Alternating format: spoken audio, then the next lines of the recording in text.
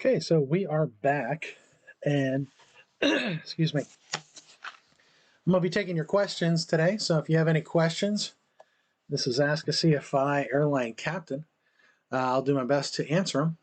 Just put them in the comments below, and we'll work through this together. I'm here for you.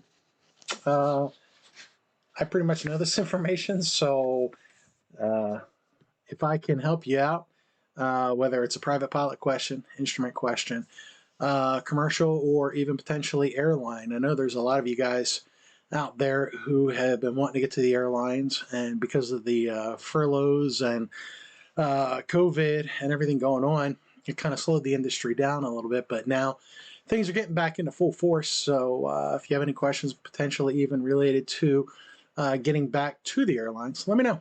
Who knows, maybe one day you'll be flying with me.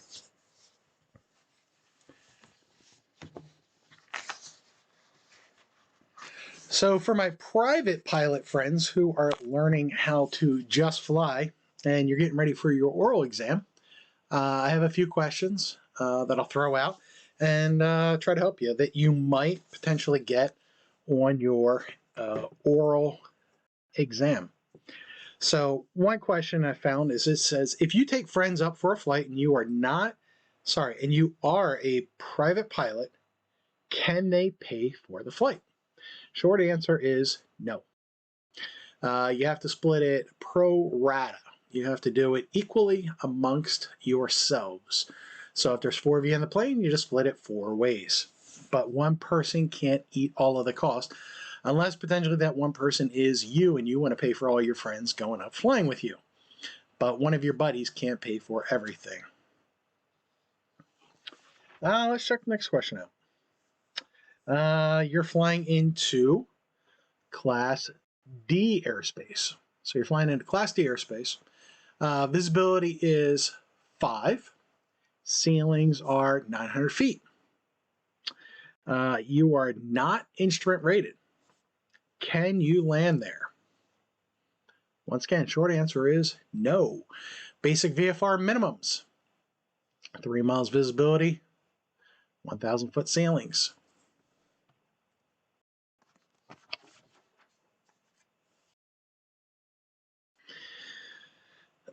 What are the night currency requirements to carry passengers at nighttime?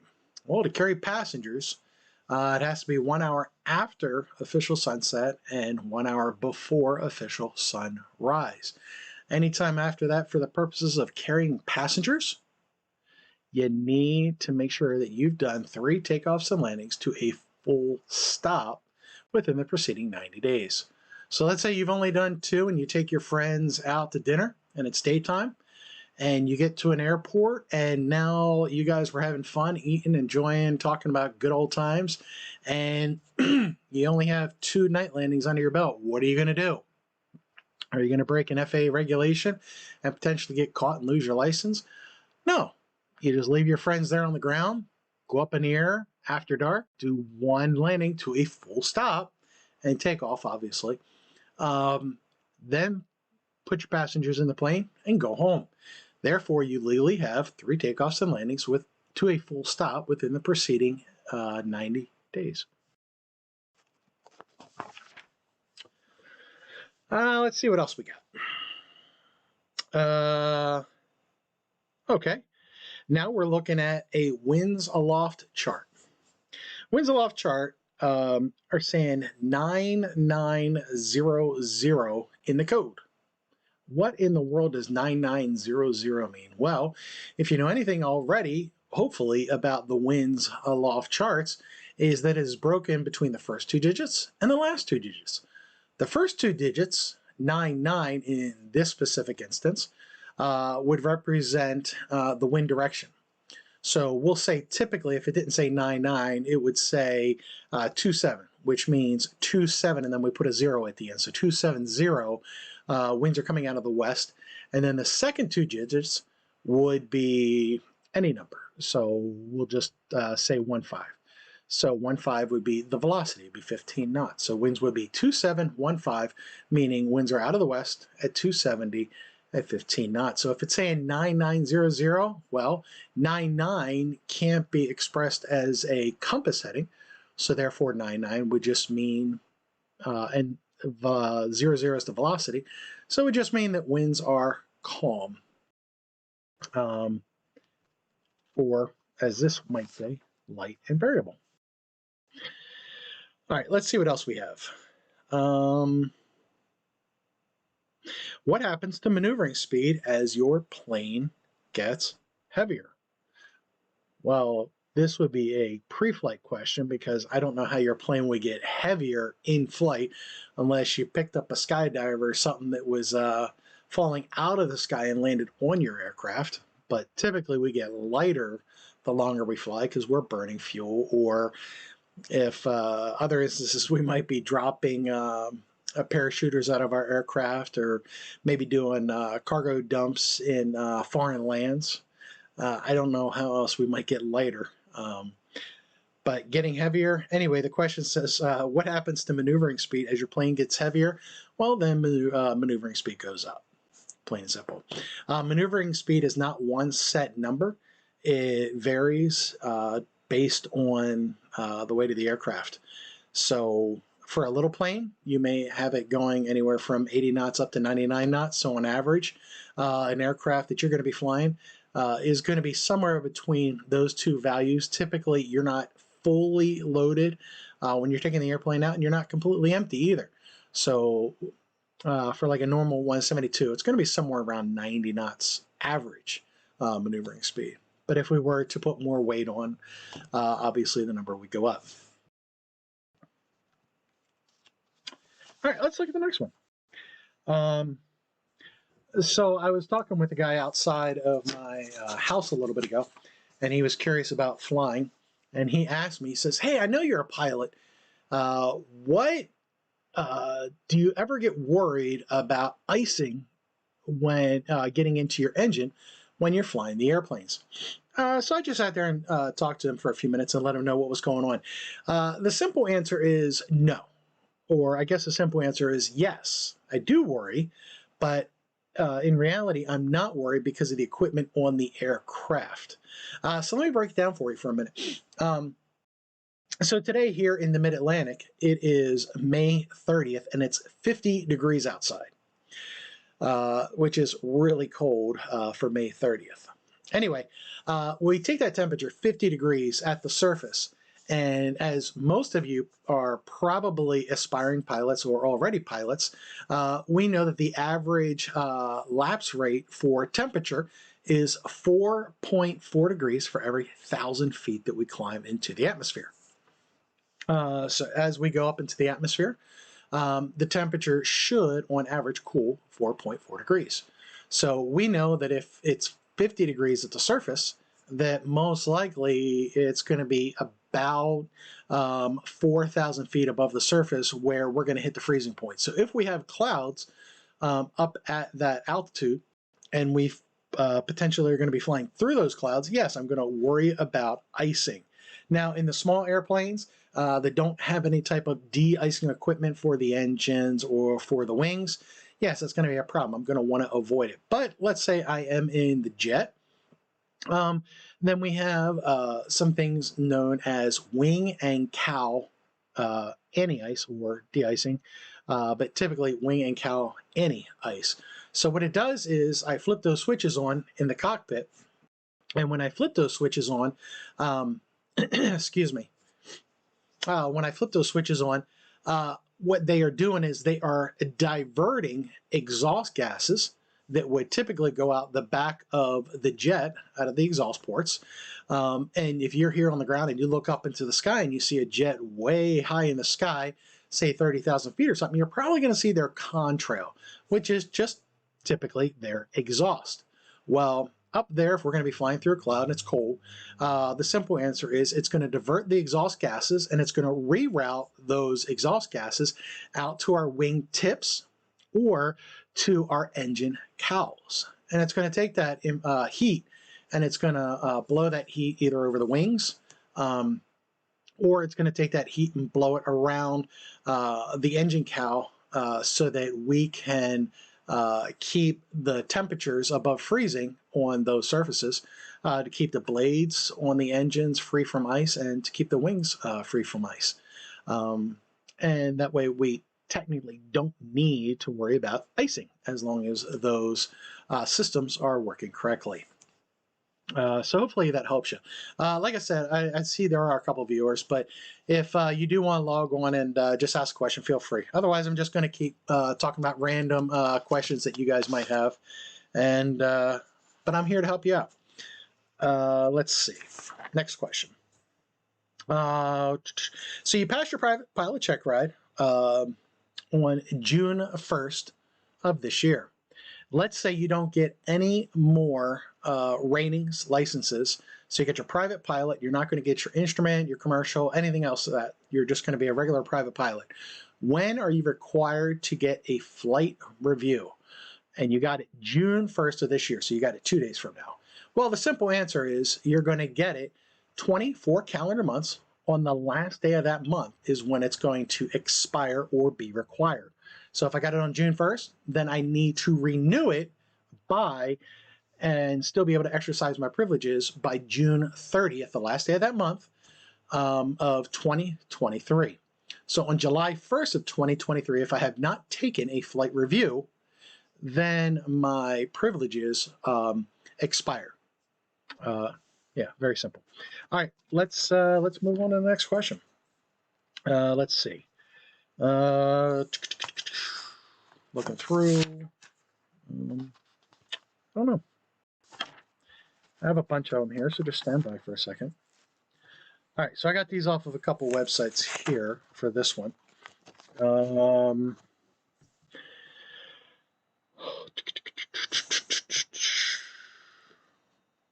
So these are questions that might be asked on your oral.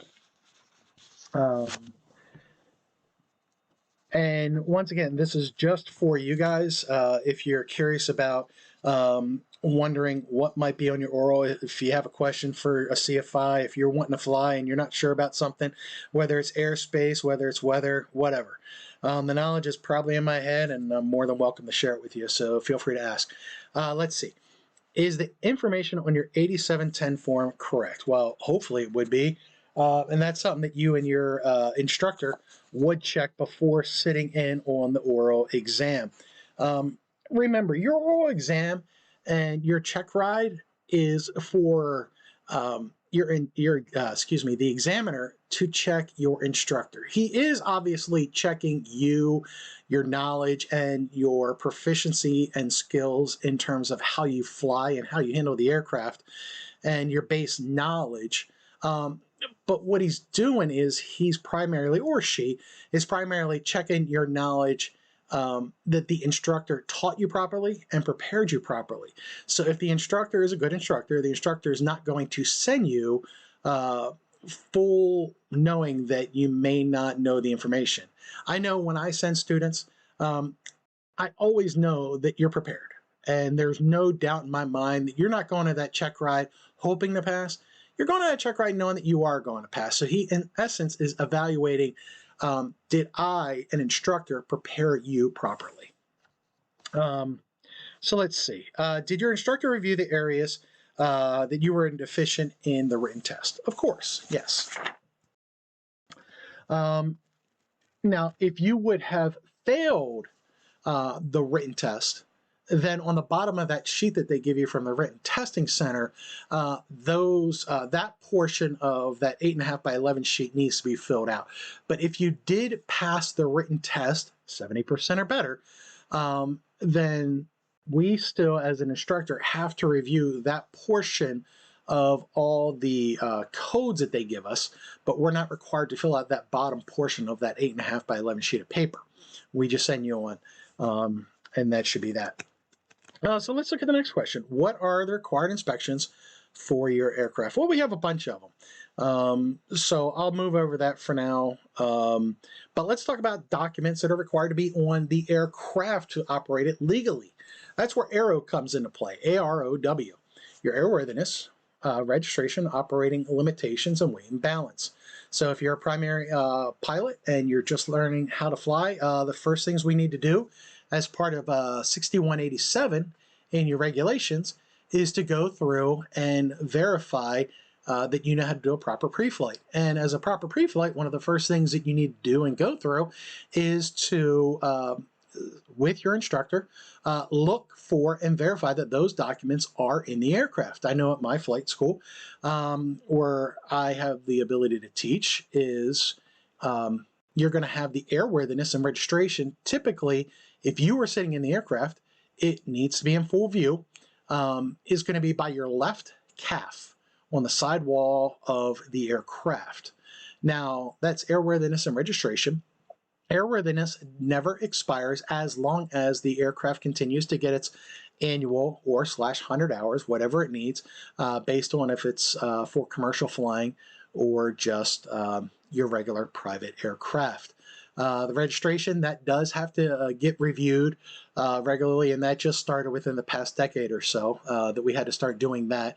I guess it was to help get rid of and alleviate all of the old aircraft that were sitting in the boneyards, and they wanted to make sure they knew what active aircraft. So it only costs $5 to renew that registration, but at least they know that you're active in the database. Next, your operating limitations. That's where you would look at your POH. Chapter 2, your operating limitations. Technically, near the back of your POH, in the back of Chapter 2 of your POH is where you would find those. And those are going to be your placards that are all over the aircraft because these are operating limitations of the aircraft. And then finally, your weight and balance. The one that's in your POH is not what we're talking about here. We need to make sure that you have a current weight and balance for any potential changes. So let's say that you've installed new radios, you've installed new equipment, so on and so forth over the years of the aircraft, then it needs to account for those specifications, or you've taken things off the aircraft, whatever. And that's what we're talking about here. So overall, yeah, airworthiness registration, operating limitations, and weight and balance. Let's see, what else? And for my aircraft, typically we keep them in the trip can, where you would write your Hobbs and tack time down on is where you can find that information, be in the left-hand side.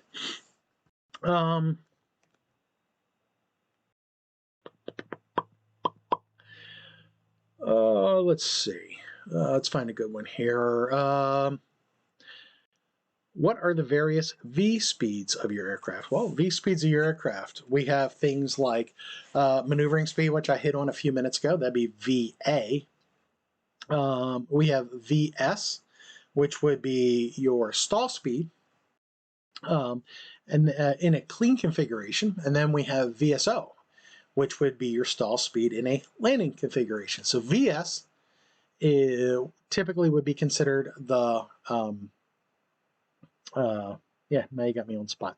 VS would be the bottom of the green arc, and VSO would be the bottom of the white arc on your airspeed indicator. So VS, VSO. Let's see, what other ones we got? We got VFE, which would be flap extension speed. Technically, or typically not for the private pilot, but it could be in there. We have, when you get in a multi-engine, you could have VYSO. Oh, VNE, never exceed speed. That would be the difference between the top of the yellow and the bottom of the red. A speed you should never be at. And then you got VNO, which would be the top of the green, bottom of the yellow, which is normal operating range. And then your VFE, flap extension range, that would be the top of the white arc. So those are some standard typical V speeds that we might discuss in the private pilot check ride. Oral exam, excuse me. Let's find another one. When might you need to slow down below? No. Have you ever had carb icing, and when do you use carb heat? Well, carb heat, you can pretty much use at any air speed and pretty much at any air temperature. It really is dependent upon your dew point. If you have a high relative humidity and it's a warm day, then you definitely are susceptible to carburetor icing. So the higher the dew point, the more susceptible you are to wanting to use it. So anytime you're outside that green arc on your tachometer and your aircraft has carburetor heating capabilities, then make sure that you have that handle pulled out. Once you go back into the green, typically and technically you should be okay.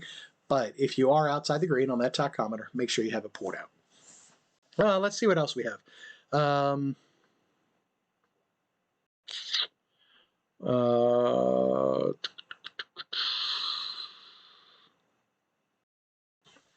Let's talk about some medical issues with respect to oxygen.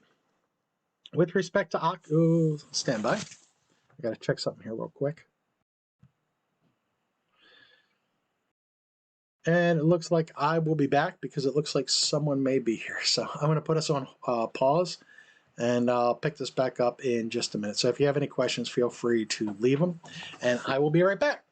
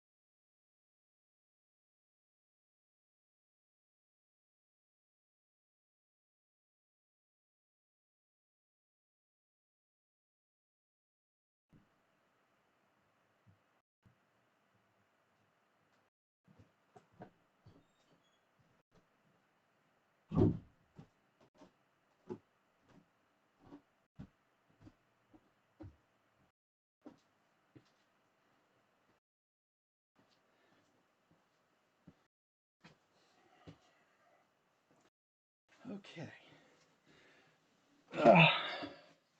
Sorry about that.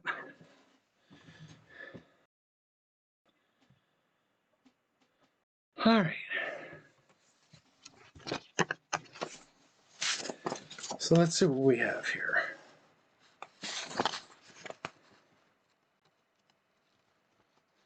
Okay, so I was going to talk about oxygen requirements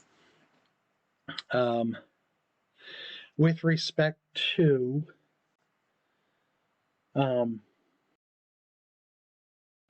sorry, got sidetracked. Okay, oxygen requirements with respect to the private pilot and general aviation flying. So what we want to look at, the three main numbers, is anytime you are flying at or above 12,500 feet,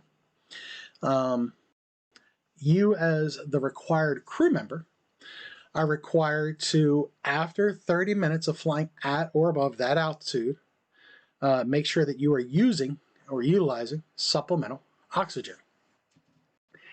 Now let's say you are at or above 14,000 feet. Now you as the required pilot, required crew member, are going to be required to be utilizing supplemental oxygen at all times. Now this is not, let me correct it. It's not just 14,000 feet. But if you're in an unpressurized cabin, now if you're in a pressurized cabin, let's talk about airliners or something like that. I mean, you could fly all day long above those altitudes without supplemental oxygen. But I guess technically supplemental oxygen would be from the actual cabin system itself, because you are in a pressurized cockpit or pressurized aircraft.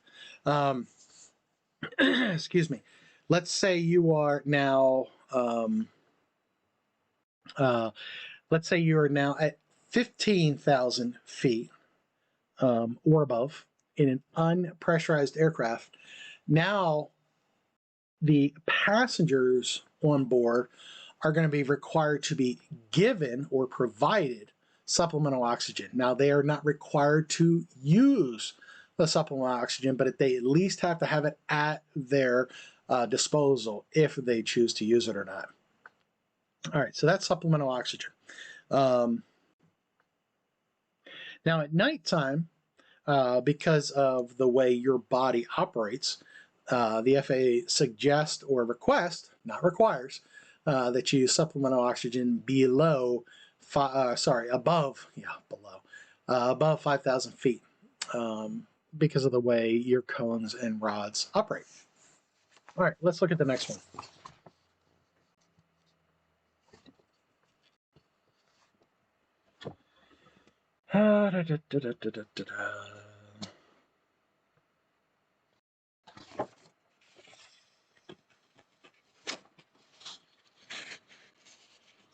How will you determine the active runway at your destination and uncontrolled airport? Well, if you haven't left yet, obviously you can look at other airports close by who do have ATISs, who do have TAFs available, and you just get a well-rounded idea of the surrounding airports. If you don't have that and you are flying and you know your winds aloft and you know your general winds for that area, you can kind of get a determination of what they can be expected to be upon arrival. And then if you have the ability when you get to the airport, I always suggest and tell my students to fly 1,000 feet above pattern altitude over the center of the field, look for the windsock, and look for the traffic pattern for that airport and see which way the winds are blowing. And then you can go out, join the 45 for whatever respective runway you're choosing, and land that way. Let's see what else we got. Why did you choose 4,500 feet as a cruising altitude? Well, that would basically be dependent upon why we're using our magnetic headings from 0 to 179, or sorry, from radial 001 to radial 180 if you're flying one of those directions on the easterly side of the compass. You're going to be flying odd thousands plus 500 feet. Now, if you're an instrument pilot, you're just going to be flying odd thousands. Cross-country altitudes begin at 3,000 and above, but they begin at 3,000. So if you're going to be a VFR pilot flying on an eastward heading, then you will be flying at odd thousands plus 500. So 3,500, 5,500, 7,500, 9,500. Don't know why you would be going much higher than that unless you're out in the Rockies or something like that. But generally, most general aviation pilots are going to be flying below 10,000, above 3,000 feet. In cross-country flights. Now, if you're going on a westerly heading, anywhere from 181 up to 360 on your compass, then you want to be flying generally even thousands plus 500. So technically our airspaces out there are only divided by 500-foot increments.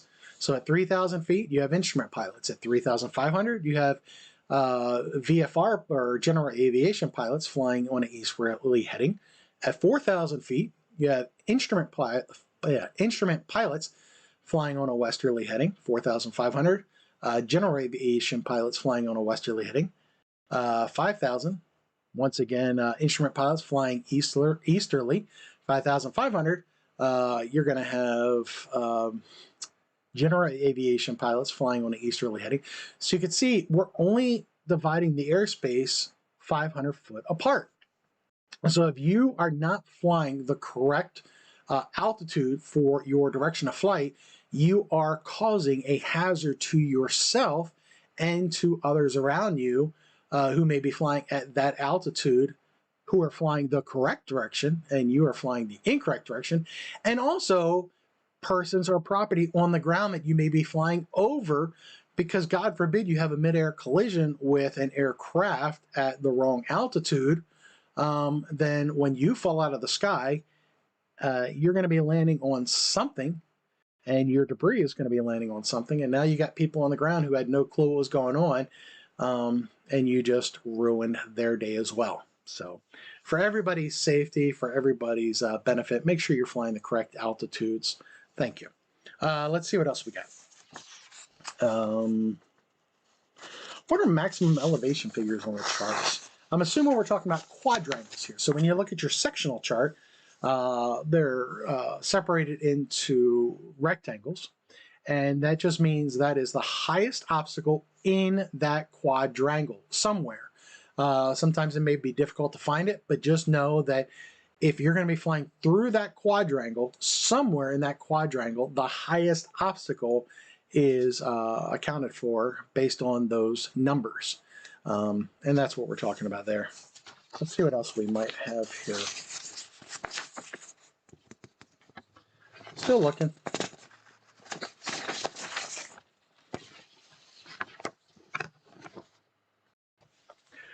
So that'll give you a taste of kind of, this was my first live stream.